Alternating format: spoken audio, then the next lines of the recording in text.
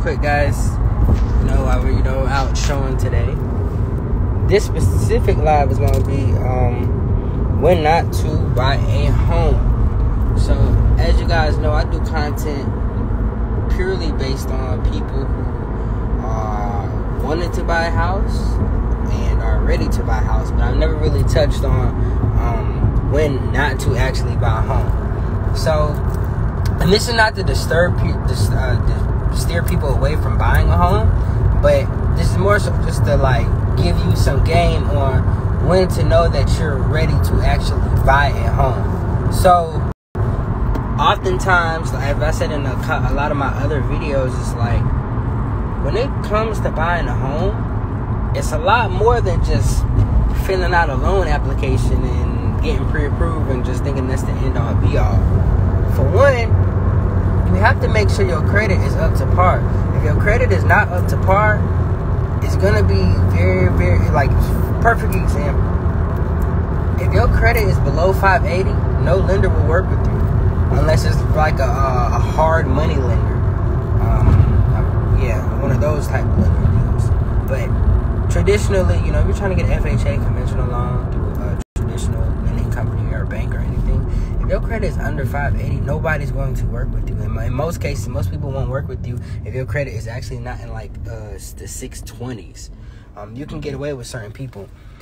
Two, a lot of people like to, who are first-time home buyers, they tend to always say that they want first-time home buyers assistance. Well, here's the thing. When it comes to getting first-time home buyers assistance and whatnot, your credit score has to at least be a 640 to qualify for the SHIP program. And I think the bond program, don't quote me on the bond program, but definitely for the SHIP program, to actually get those down payment assistance funds, your credit score has to be to a certain extent. Not only does your credit have to be up to par, also, well, let me say on credit. Another thing. So, if your credit is not up to par, you should not even be trying to look towards buying a home. You need to worry about getting your credit up first, unless you just have a ton of cash that you can just buy your house outright cash.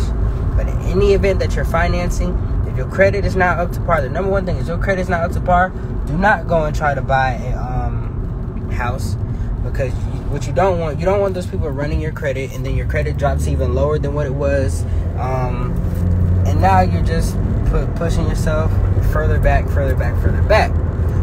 But what you could do is, you could spend 6 months up to a year working on your credit and building yourself up to that point.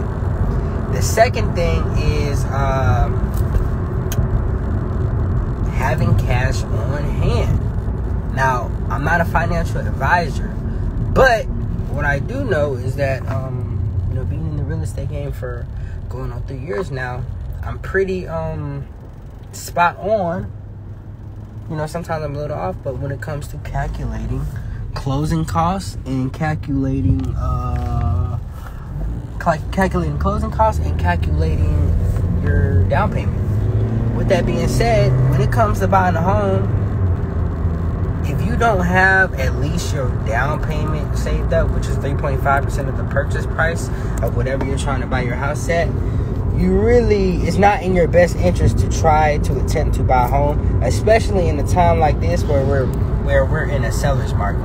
Now, I personally recommend that people save up for their down payment and their closing costs, because in events like these, markets like these, where we're in a seller's market and then we're limited to inventory, it's going to be very, very hard for you to come up with funds within 30 days or 45 days, but it happens, and is, in my opinion, for you guys, I want you guys to be prepared rather than having to get prepared. So what you guys can do is, while you guys are on that 6 months up to a year journey of building your credit, you can also be saving as much cash as possible. To a lot of people who are actually renting right now, and you actually plan on buying, start saving as much cash on hand as possible. If you start saving as much cash on hand as possible, it will allow you to, it will actually allow you to be in a better position to be able to pay for inspections with no problem, pay for the appraisal with no problem. Also, just pay your closing costs. When it's time to get to closing, pay your closing costs on time with no problem. But, when you run into an incident to where, you're short funds or something like that, then it's like, what are we going to do? What am I going to do? What's what's going to happen type deal. So that's number 2. Make sure you save up your money. Number 3, make sure you have some type of game plan. Like certain people. And here's when not to buy a house. So this is number 3. Matter of fact, we're gonna slow all the way. So this actually should be number 1. But if you are on a you currently renting, or you currently have a lease that's actually finna be up within a month or 4 months before you finna buy a house. I mean, I prefer 4 months at least. But if you're renting it or you're leasing and your lease is about to be up, that is not the time to try to buy a house. Because for one, the real estate game is very, very volatile. It's not as volatile as like the stock market or crypto. But you can't just guarantee, while, realtors are experts in their field in assisting you and helping you find the perfect home for you. We can't guarantee that we're going to be able to get you into a home by, let's say you needed a home next month. We can't guarantee 100%. We probably guarantee you by 60% or 75%. We can't guarantee that we're gonna get you in that home within the 30 days of the contract, because you never know what can happen. And throughout the inspection period, we can end up asking for some things to get repaired. That's gonna take a little bit longer than usual. Also, you can end up having a issue when it comes to, dang, I lost my train of thought. Also, when it comes to I lost my train of thought. Dang, y'all, I really lost my train of thought. It'll come back to me.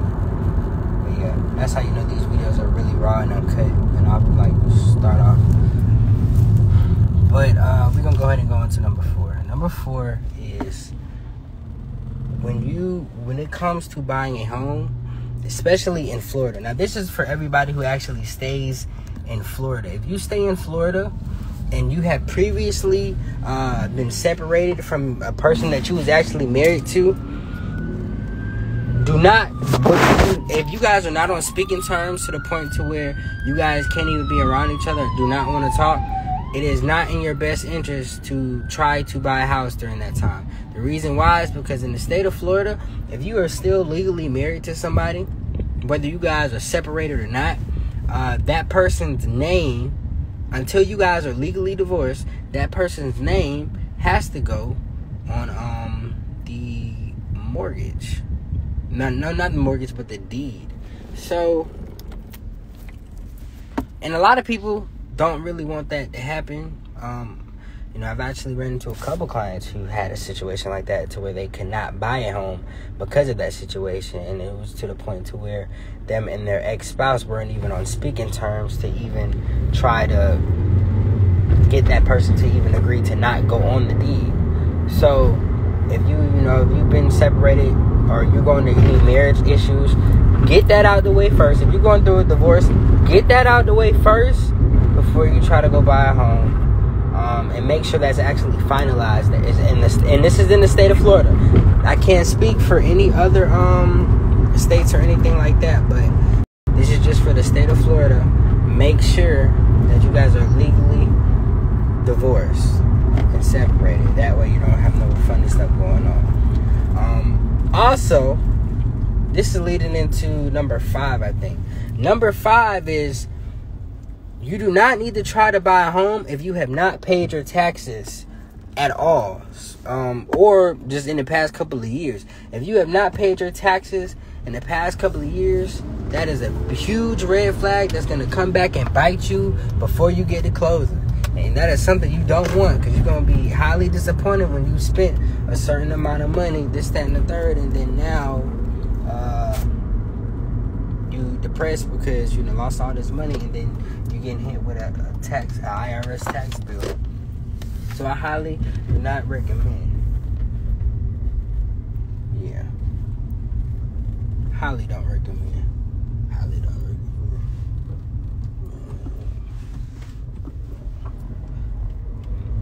But yeah. Now when it does come to the real estate game, we're gonna go to number 6. Number 6 is if you have, if you will currently have a pending case to where you have committed mortgage frauds, or you have an open case of committing mortgage fraud that has not been resolved yet, that is not the perfect time to actually try to buy a home. Why? Because the lenders, when it comes to pre-approval, a lot of lenders are going to look at that, and eventually it's going to come out. One thing about buying a home, period, is whenever you're trying to hide something, we're going to find out sooner or later. So it's best, you be honest and upfront. It's kind of like, when the police pull you over, it's in your best interest to be honest and upfront. Why? Because when you're honest and upfront, you pretty much nip everything in the bud with no consequences, no nothing. Yeah.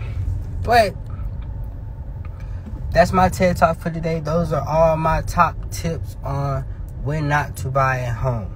And that's not to say that, you guys will never be ready, but, it's best to come prepared than to have to get prepared, guys. So, yeah. Hope you guys like my TED Talk for today.